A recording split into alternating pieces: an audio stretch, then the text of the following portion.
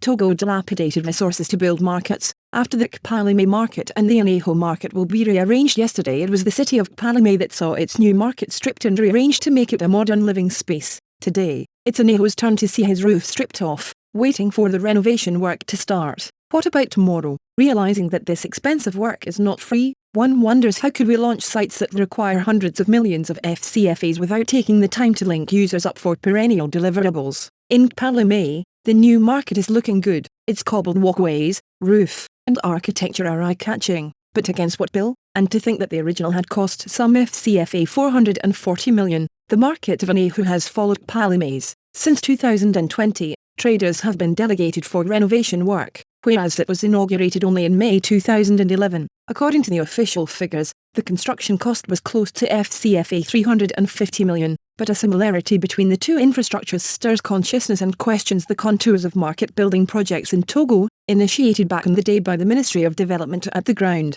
Lack of additional infrastructure that meet the standards of hygiene and sanitation, safety, flow of traffic inside the initially constructed markets as well as on the outskirts. In addition, the roofs are abnormally low, as if no prior study has preceded construction work. In addition, the Kpalimé market is built in an area that is difficult to access, with impractical paths during the rainy season. Consequently, this market never served the beneficiaries who sulked it down to the spinal cord. That of Aného brings equally incomprehensible evils for a market that has to be home to hundreds, or even thousands, of merchants. Women complain about the roofs too low, which makes the market very dark at sunset, with the heat raining due to the height roofs that are difficult to let air flow, impossible water flow in rainy days, demanding character between some screens etc. Thus, just like in Kpalimé, it is the German Corporation Bank, the KfW, that is committed to financing the renovation work. Gold, a bank, doesn't fit in the patronage, and to think we could save hundreds of millions and do real construction work. But propaganda had taken the lead on the vision of building quality markets.